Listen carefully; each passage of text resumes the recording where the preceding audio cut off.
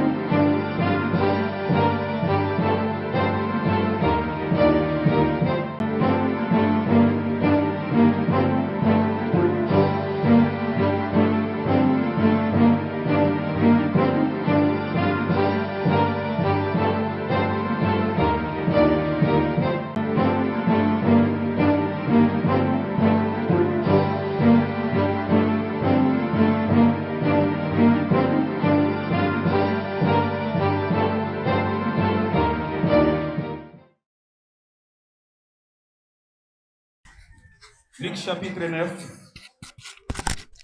Luc chapitre 9. Nous commençons à partir du premier verset.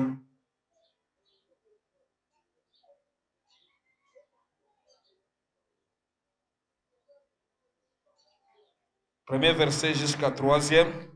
Et puis, tu vas sauter dans verset 28 jusqu'à 36. Et tu te limites au temps de l'ensemble. Luc chapitre 9, verset 1er jusqu'au 3e verset. Et tu vas sauter 28 jusqu'à 36. Et là, j'ai dit la parole au nom du Seigneur Jésus. Jésus, ayant assemblé les 12, leur donna force et pouvoir sur tous les démons, avec la puissance de guérir le malade. Il les envoya prêcher le royaume de Dieu et guérir le malade. Ne prenez rien pour le voyage, leur dit-il, ni bâton, ni sac, ni pain, ni argent, et n'ayez pas de tunique. Tu as sauté verset 28. Le verset 28, la Bible nous dit, environ 8 jours après qu'il eut dit ces paroles, Jésus prit avec lui Pierre, Jean et Jacques, et il monta sur la montagne pour prier.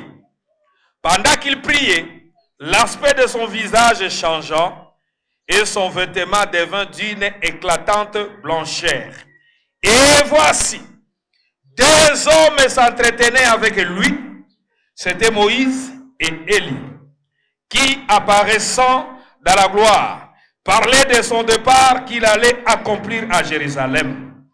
Pierre et ses compagnons étaient apaisantis par le sommeil, mais s'étant tenus éveillés, ils virent la gloire de Jésus et les 2 hommes qui étaient avec lui. Au moment où ces hommes se séparaient de Jésus, Pierre lui dit, « Maître, il est bon que nous soyons ici. Dressons 3 tentes, une pour toi, une pour Moïse et une pour Élie. » Il ne savait ce qu'il disait. Comme il parlait ainsi, une nuée vint le couvrir et les disciples furent saisis de frayeur en le voyant entrer dans la nuée. Et de la nuée sortit une voix qui dit, « Celui-ci est mon fils élu, écoutez-le. » Quand la voix se fit entendre, Jésus se trouva seul, les disciples gardèrent le silence, et ils ne racontèrent à personne en ce temps-là rien de ce qu'ils avaient vu. Amen. Oui, tobeteli loba nzambe tata maboko makasi pe tozwi bisika na biso tovandi tokokende ko développer petit à petit passage msus ndenge tozali koba na maloba na Nzambe oyo akosunga biso kolekela molimo na ce matin. Et bien aimé, totangilik na kosepela avant to continuer nazana posa tozwa lisusu Jérémie verset 23. Jérémie 23. Jérémie chapitre 23. Jérémie chapitre 23.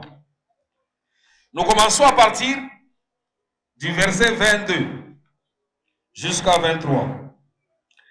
Jérémie chapitre 23. Tobandi verset 23. Mais je préfère, lisons d'abord le verset 5. Pour que tu aies idée malam par rapport à un message oyo. Le verset 5, la Bible dit ceci. Voici les jours viennent, dit l'Éternel, où je susciterai à David un germe juste. Il régnera en roi et prospérera. Il pratiquera la justice et l'équité dans le pays. Maintenant, prenons le verset 22. Le verset 22, Bible Biboye. Le verset 22.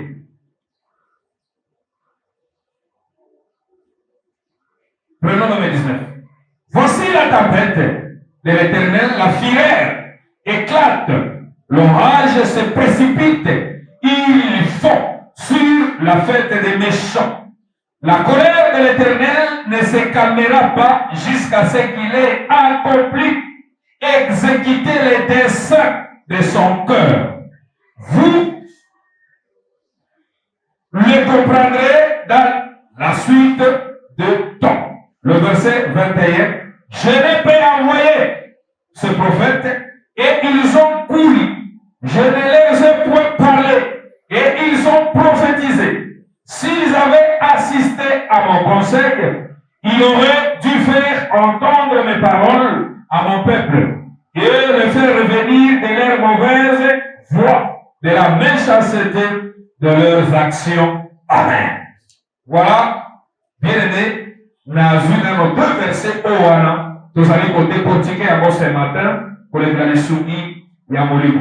Nous allons terminer et nous allons partager à ce qui concerne la corruption. Bien aimé, nous allons corruption. Pourquoi corruption? Pourquoi terminer la corruption? Nous allons partager. Nous allons depuis mercredi. Nous allons continuer petit à petit. Tokoki kolobela corruption esika mutu moko azali te. Corruption tokolobela yango esika bato mibale bazali, esika bato misato bazali. Tokoki kolobela corruption te esika mutu akozwa eloko te azali kosatana pour gagner quelque chose te. Tokoki kolobela corruption te esika oyo mutu azali na objectif moko songolo oyo esengeli a atteindre. Ce qui corruption de c'est-à-dire ezali na o ezali contraire ya corruption. Et maintenant, tolobaki ba corruption ezali ebele. Topesaki par exemple, mutu oki kozala corrompu na musala, mutu oki kozala corrompu par rapport na idéologie moko quelconque. Oyo peut-être olapaki ndai, oyo peut-être ozwaki engagement, mutu oki kozala corrompu na kati na relation. Oh, le mec est relation n'a pas entretenir. Je veux continuer. N'a pas entretenir relation n'a pas coûté. Au qui cause la corrompu. N'a pas une relation. N'a pas une intimité pour son rôle. Au qui cause la corrompu. En d'autres termes, n'a pas remarqué. Corruption est similaire. N'a pas besoin des orientations. C'est-à-dire, lorsque quelqu'un est corrompu, c'est-à-dire, il a déjà désorienté. N'a pas qui chemin c'est qu'il a suivre.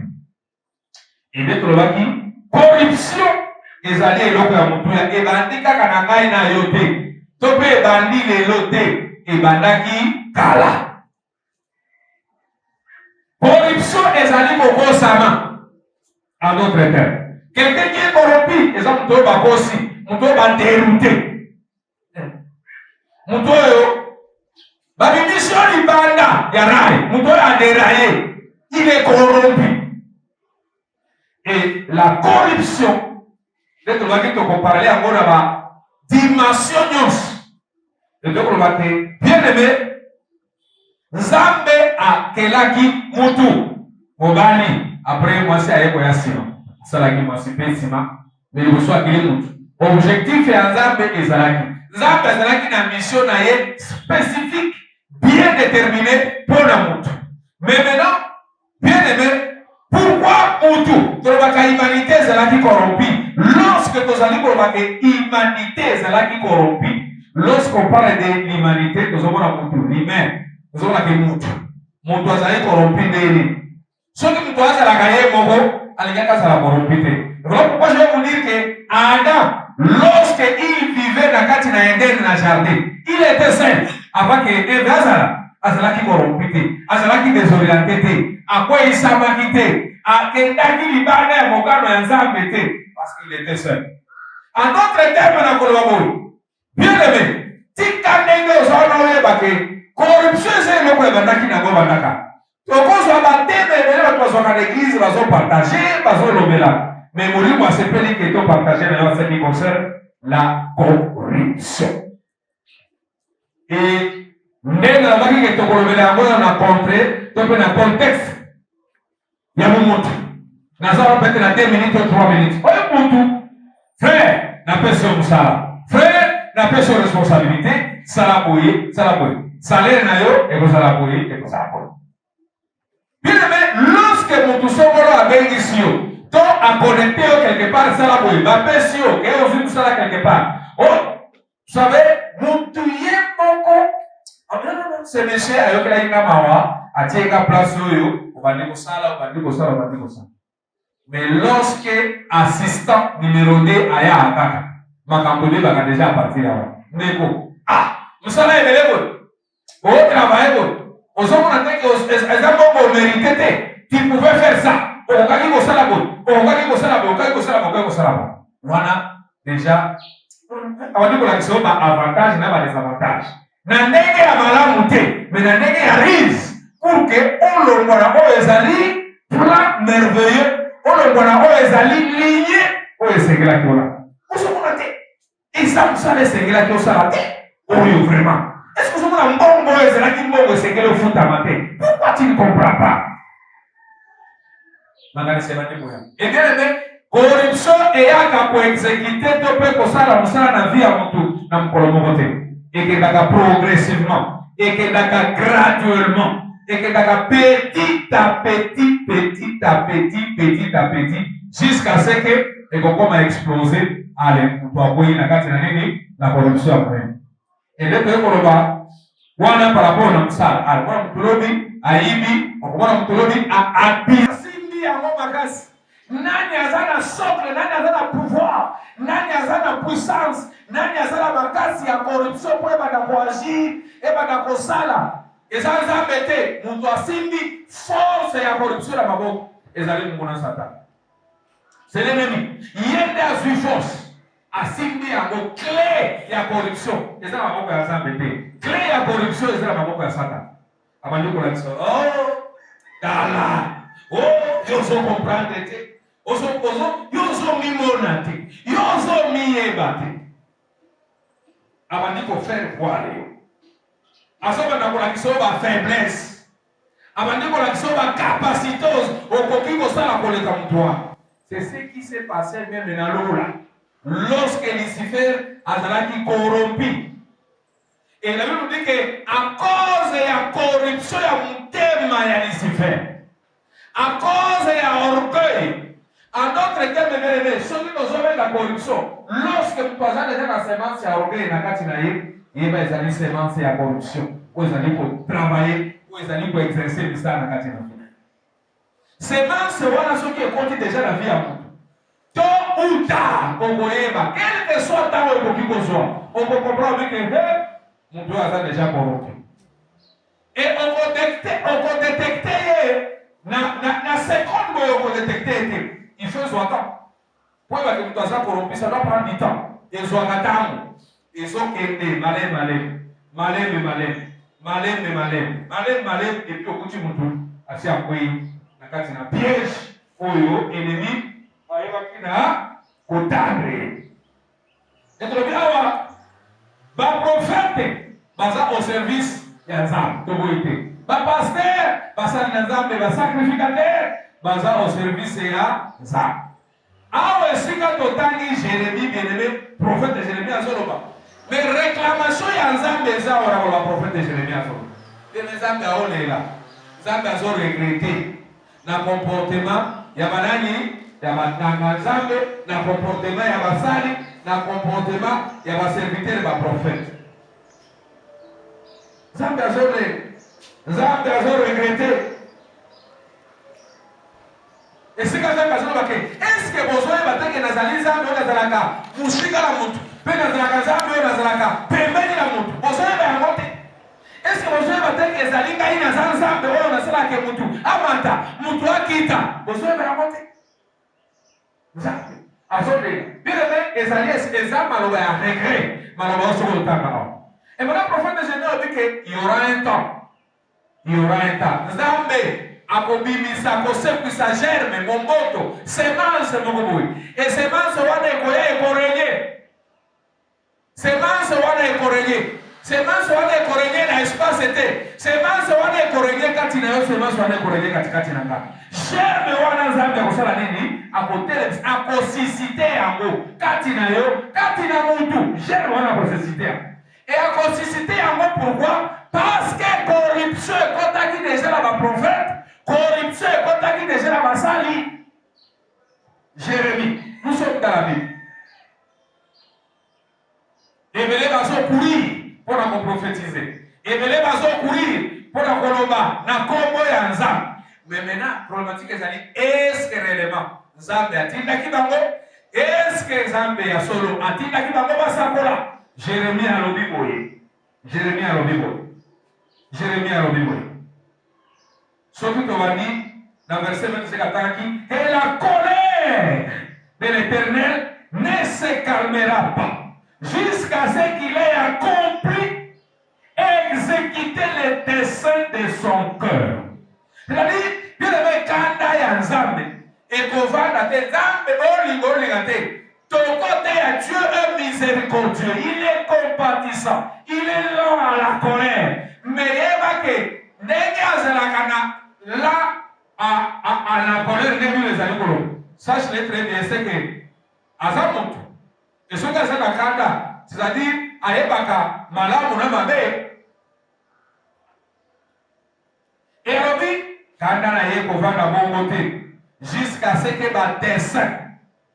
Mikano na ye mabongisi na ye esala nini ekokisama ata na suite ya temps bien aimé c'est-à-dire okomona ke Nzambe azosala te détrompe-toi Nzambe azosala bien aimé ezala bato bakotikala bazosala mabe yango ozomona eklesiaste ezoba boye bayo bazosala mabe continue kosala kaka mabe continue kosala mabe yo mpe ozosala malamu continue kosala nini malamu bao bazosala mabe bao bazoboma continue à détruire mais sachez-le bien la Bible est claire la colère de l'Éternel ne se calmera pas jusqu'à ce qu'il ait accompli et exécuté le dessein de son cœur.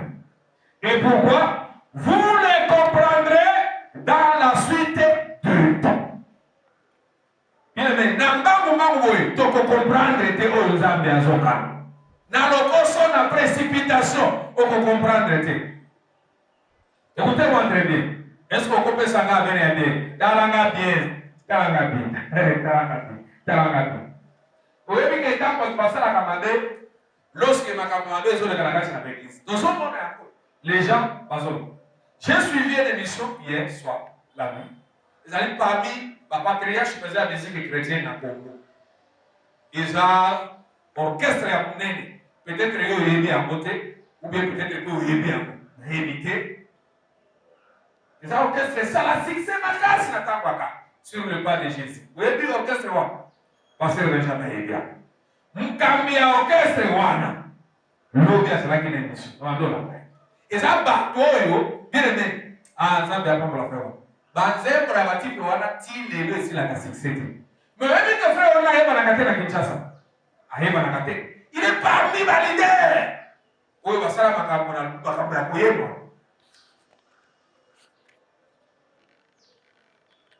Alors que lelo ekomi pasi.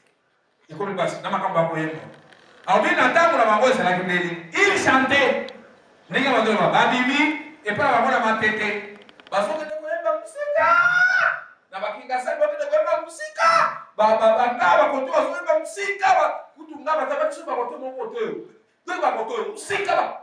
Et si quand ba okende ba yendi basisi kozonga sans francs à faire la compétition à côté, par exemple.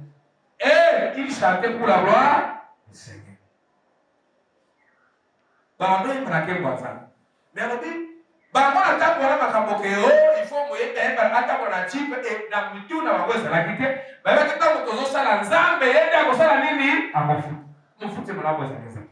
Et bien aimé, tala banze ba batona. Parce que tala na émission na bien. Lelo e ko me mission yango, bato ko course ya babo. Zembo na yebo kusoki na yebo ya moka. On passer le jamais. Parce que ba deko simba Yesu makasi ye azali zela. Deko be mabani, we ko lo zemba ya ba. Okasante que cet esprit da sala ki zembo, cet esprit ya ba.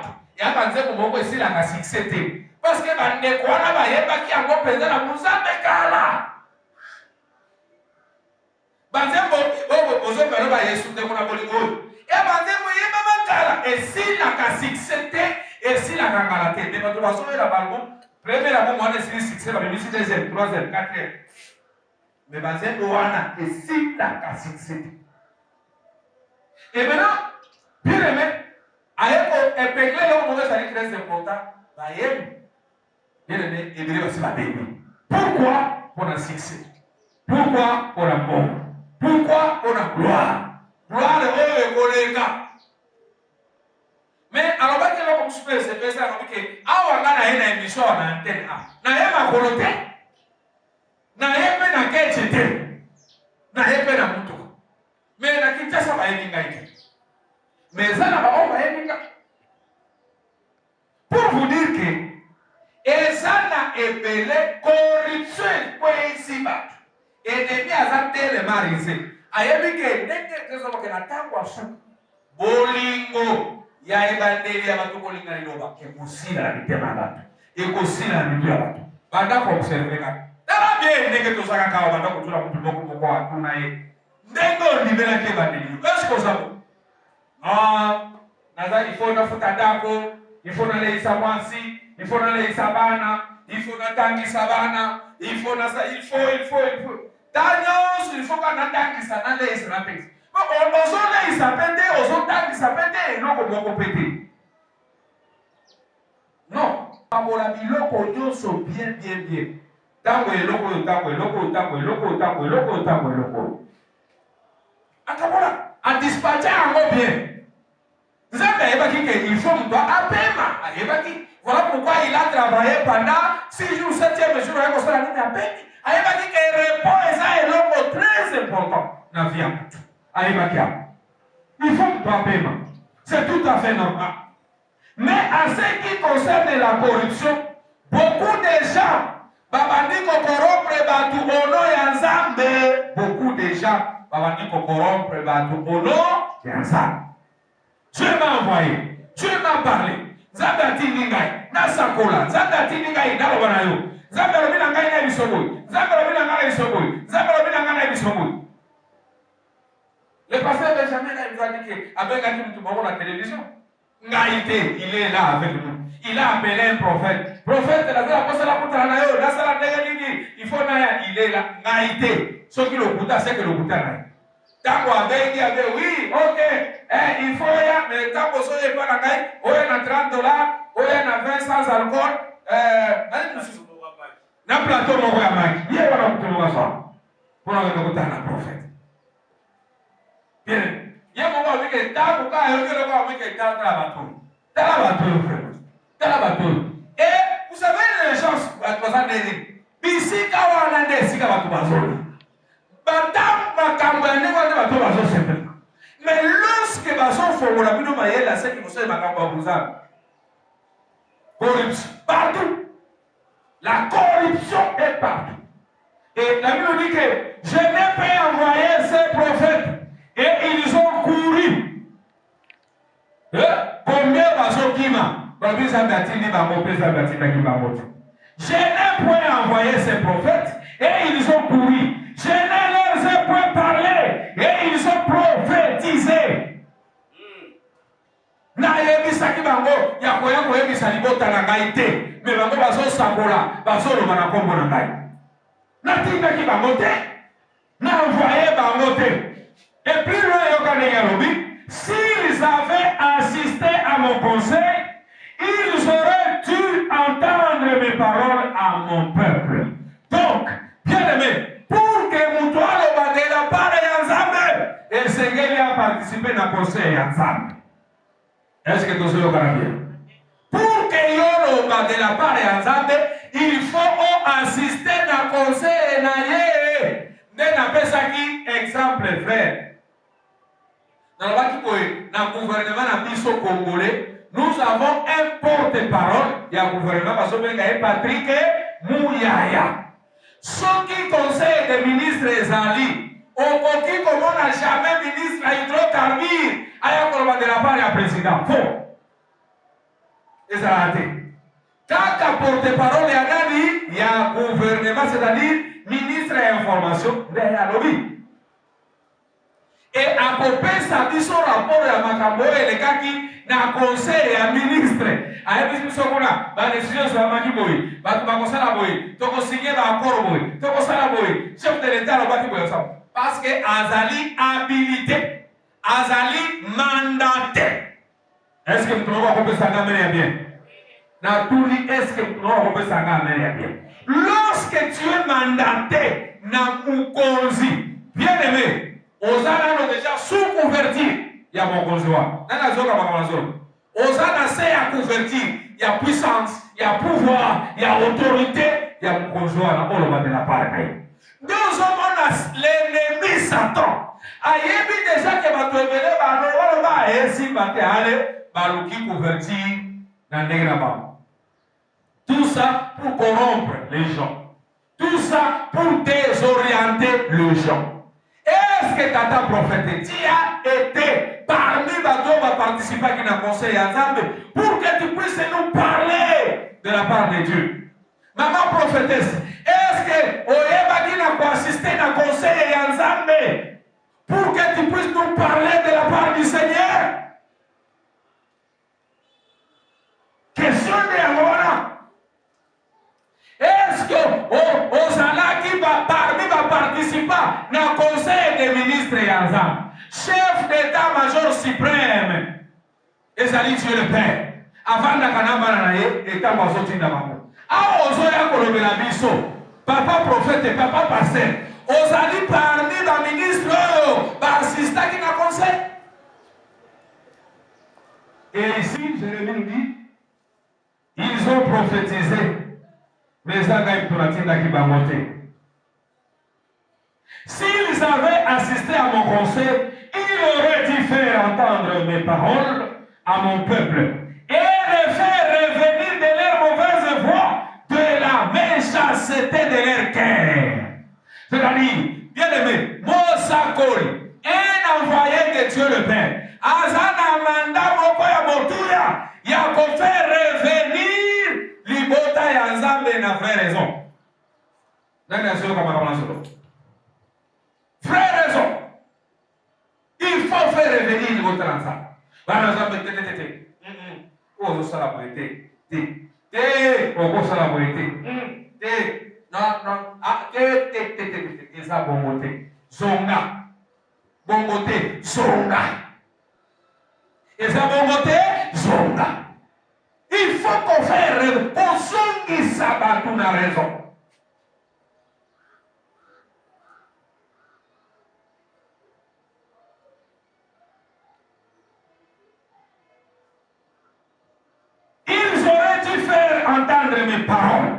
à mon peuple. Nzambe alingini. Il faut que ce soit bolingo, mokano ya Nzambe, ezani ni pona batuna. Posa na ye ezani. Pona mboka Kongo lelo, posa ya Nzambe ezani. Pona mangomba lelo, makanisi ya Nzambe ezani. Pona baigisi, pona basali, pona bandimi. Posa ya Nzambe lelo ezani. Yebisa biso. Oyebaki na koparticiper na conseil na ye. Pour faire revenir bateau de leur mauvaise voie, de la méchanceté de leur cœur. Mitema ya bato ekomi mabe bande. Tala, bato bakomi na mitema mabe na degré moko ko comprendre te. Bato bakomi méchant ya kosakana te. Méchanceté c'est matitose ya niveau ya koleka. Kanda kanza, mitema mabe c'est mati niveau koleka. Mais banani bakosoki sa batumite ba mabana bisike se mataki.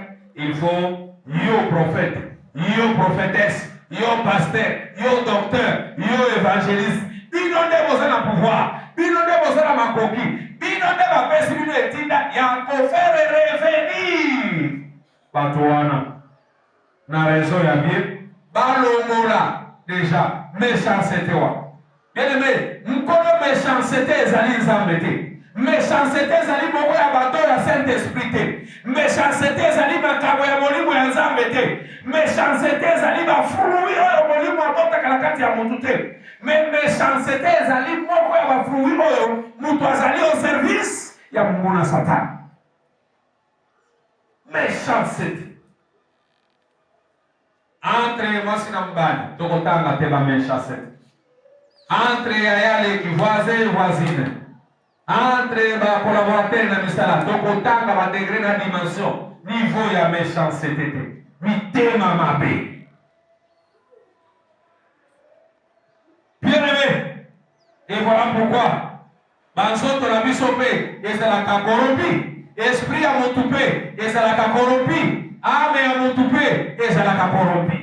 Et ata munazolobela tokoki kolobela corruption, ça que tu touché pour eux. Nous avons trois catégories de corps. Tu as un corps formé, tu as un corps fait, et puis tu as un corps procréé. Les alliés trois sortes. Il y a sortes. Le corps formé. Bien aimé, quand tu as un corps formé, tu as un corps basakuli. Bazali. Basakula. Tozo kuta na bakor fait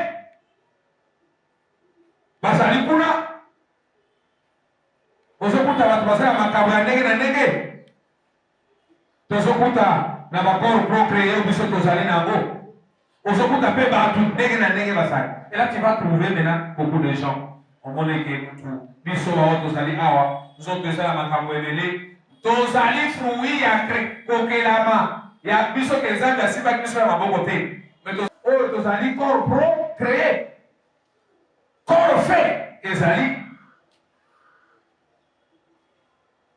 Et voilà pourquoi nous allons pour le batangoa, dans le fondement que bien aimé, Dieu n'a jamais, alors jamais négocié, asimbayo na maboko na été. Mais tellement nous sommes dans la catégorie, il y a un corps, oh, ezali procréé, tu dis que non, nous sommes. Asalaki, bisokaka, mutazalaki mongo, Adam.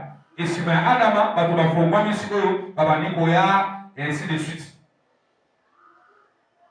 Ora tupeza la corrompu. Na yesa bitoke na terre matéa quelques jours na boulevard kuna ka ko salaki na se.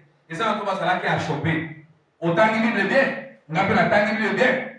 Musala ya prophète, malobe esu ayo te, na nanga kuna te. Musala ya nganga Nzambe, il faut loba o ezali volonté parfaite et alors nalobaki na ngai tata totika kobebisa poso na biso ya nzoto totika kopigmente baposo ya nzoto eshokaki esalaki bato pasi le javel le corps ne dise pas la vérité lorsque ozobisa tuke tika kopakola mafuta oyo ezali kotelisa poso lobi ekobebisa ozali kokotisa nzoto na corruption. Les gens ne veulent pas croire. Et conséquence, on a besoin. Lorsque vous êtes ne comptez nzoto, na yo na biloko wana. Vous avez des conséquences? Ebele babela ba cancer des pompes. Ebele bakuta ba makama ebele à cause de la motelisa nzoto. Poso yo ozobebisa. On dit que prendre soin ya nzoto na yo, c'est tout à fait normal. Quand tu as de la saleté, c'est bien. Est-ce que comprendre soin ya peau et c'est que comme ça comme appelle corruption encore.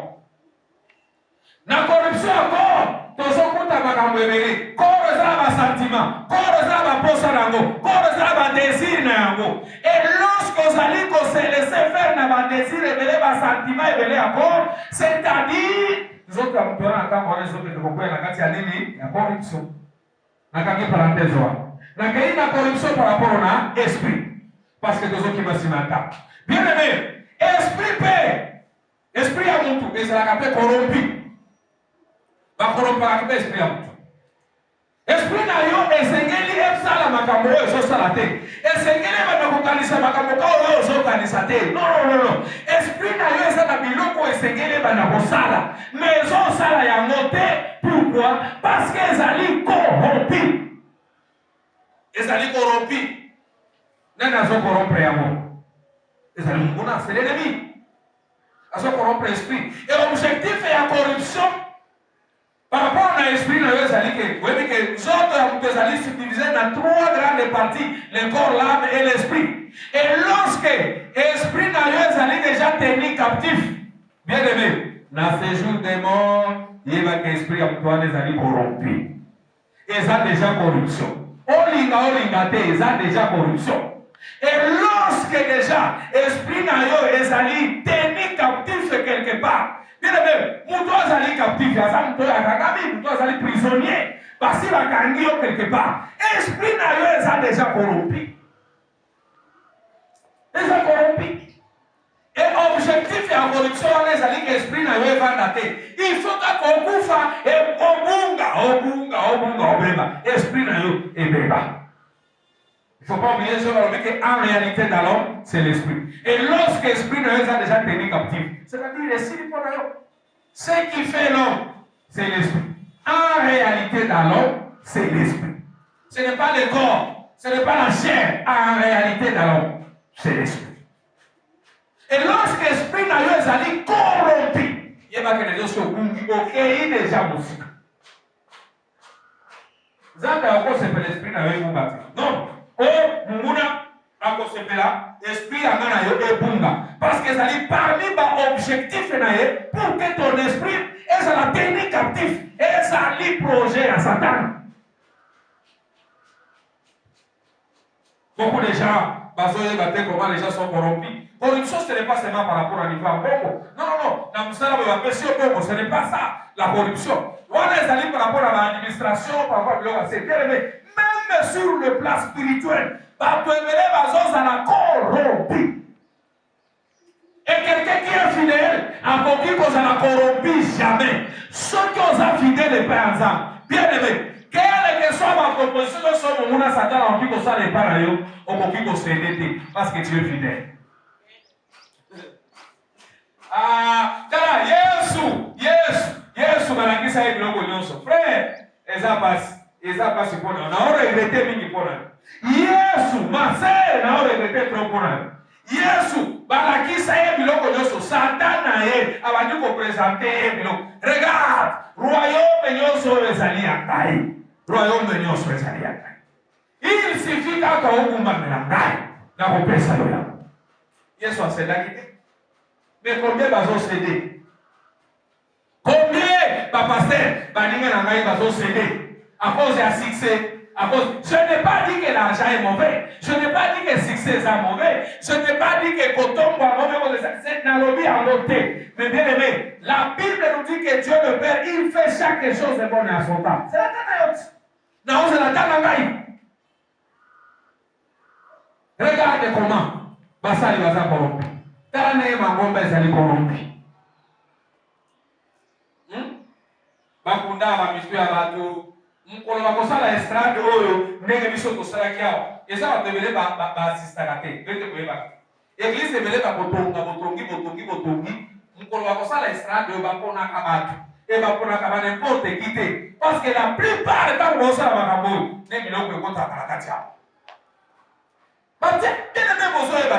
mais moi, dans cette communauté, dans une église,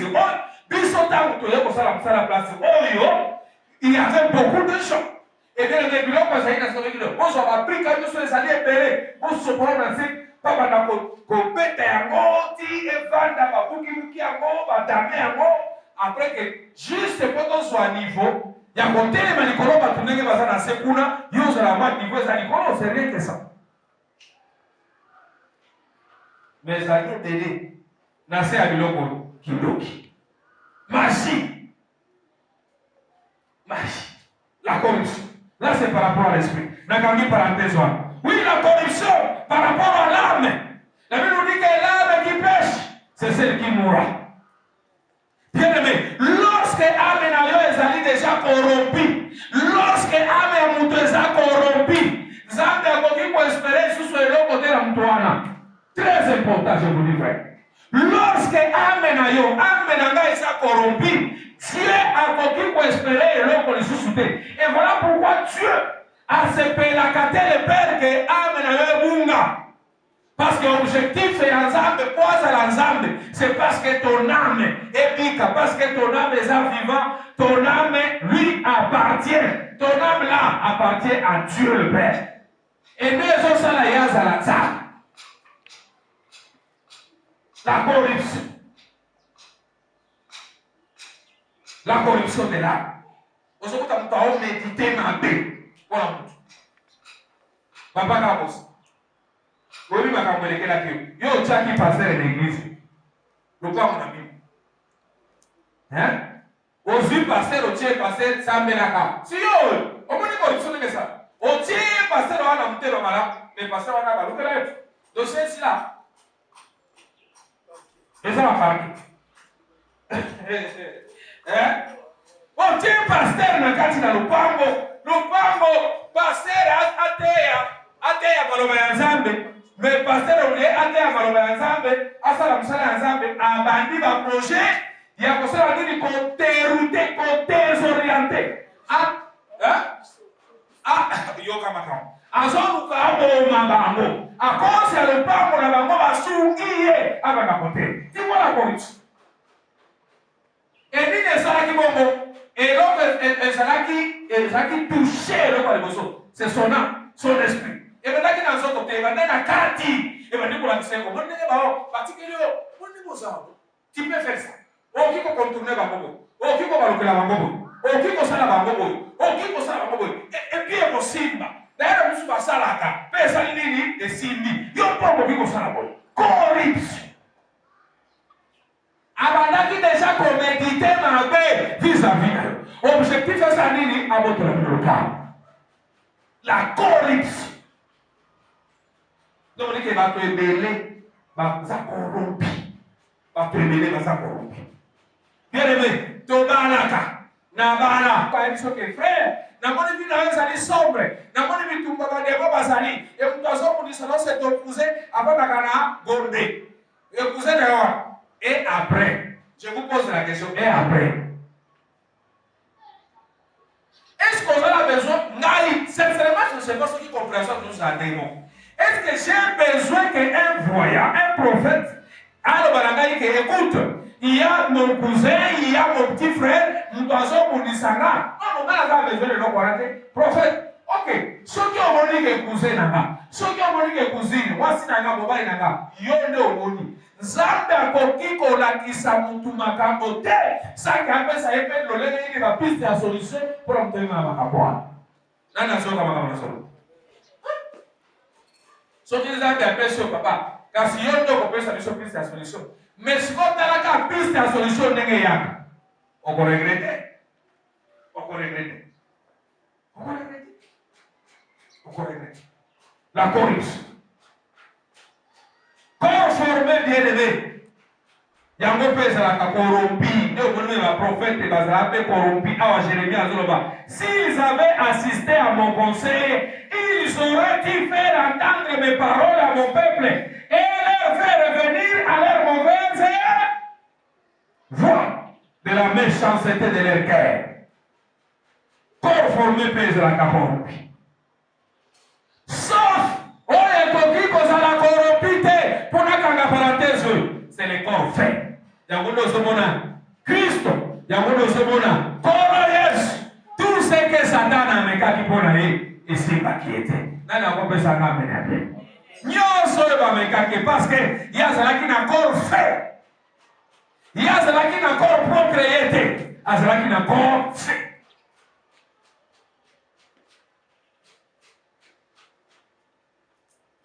La corruption. La corruption.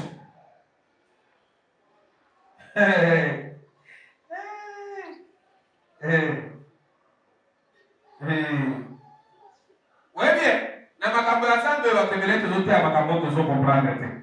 Mais soki tokokoma niveau tobandi kokomprendre makambo ekozala mpenza kutu ya mingi. Et bien aimé, tika ete Nzambe yango na ntongo na lelo pendant quelques minutes oyo asunga yo tout ce que l'ennemi peut faire. Bamaniganse nyonso oyo Satana akoki kosala mpo yo okweya na kati na corruption. Nelelaka Nzambe, Seigneur, sunga ngai nakoya na kati na corruption te. Nakoya na kati na mitambo wana te. Parce que le seul objectif soki okweyi déjà na mitambo ya corruption wana esili makambo ebeli. Nakontire awa, nakonclure awa. Bien aimé, tala ndenge ondimelaki, tala ndenge na ndimelaki. Papa, tala ndenge ondimelaki. Osambelaka Jésus. Osambelaka te. Tu es déjà, osana voie ya corruption, osana voie ya kati ya corruption déjà. Ozokende, regarde-te. Ozokendaki déjà. Obandaki déjà mobembo. Obandi, mobembo ya nini ya okende kokweya bien na kati na corruption. Tala molingo yo ndimelaki na kokala. Tala ndenge ndimelaki Nzambe kala. Est-ce que ozabongo? Lorsque tu as cru premièrement aux Salakidéri, lorsque tu as cru dans Nicolas Liboso, tu t'es comporté comment? Lorsque tu as cru dans Baïbandeliwana, lorsque tu as condamné là-bas, tu as Baïbandeliwana. On va donner ma colère, dit venez au Romoléango, on va donner ma colère, tu payes ta vie. Est-ce qu'on va donner ma offre la 2 semaines, 3 semaines, dans l'église? On va donner mon gâté. Mais au fur et à mesure, bien aimé, au lieu que oyo kabiloko ekosala ke elongolaka yo na kati na okende kobunga, okomi koyoka mingi biloko ezokende komema na mabunga. La corruption par rapport au temps, par rapport à la volonté de Dieu le Père. Beaucoup de gens, parce que les gens na kati ya semence ya corruption. La corruption. La corruption. Normalement, na cesse avec on s'est là qui bosso na va akolala. Tu faisais la même côté prière. Seigneur na lingina lala. Batela ngai, batela mosi nanga, batela bananga. Est-ce que ça la rakole sous? Qui sait? Lorsque tu as écrit ce message au début, ça la négociation corruption. Bien aimé, le salut, pasteur Benjamin a été à la mission. Na rappela qui est maté à l'aide de partager quand même. Il nous a prêché ici à enseigner qui soit. Que tu le veux ou pas, que on y mayango ou pas, si tu veux le croire, c'est une très bonne chose. Si tu ne veux pas le croire, tant mieux. Mais dans la soirée, ça y est, vérité. Le bilko, et ça, il ne faut pas s'en côté. Il ne faut pas blaguer avec le salut. Sakana la biloko nyoso, sakana la moisi, sakana la sakana la mo, salut ko sakana la côté. Ma sœur, je te préviens, ko sakana la l'autre côté. Mon frère, je te préviens, ko sakana la l'autre côté. Le salut, les alliés le ko sengeli o likia, o tinga mana yango. Sakana la biloko mususu, l'autre côté. Papa, blague na biloko mususu, salite. Ce qui est à la biloko o esengeli o batela, il faut battre la lobiko d'ailleurs. Parce que le bico n'est qu'on préserve la corruption. Là, il y a comprendre ce qu'il y a conflit. Ce qui est à la biloko esengeli o batela, c'est ton salut. Le salut de ton âme, le salut de ton esprit et le salut de ton corps. Il y a pas qu'on préserve la corruption, il y a pas dimension, il y a beaucoup de. Si Si quelqu'un a compris, ce qui aura qui monté dans ton monalelo, tu mettez les autres sur ma casse.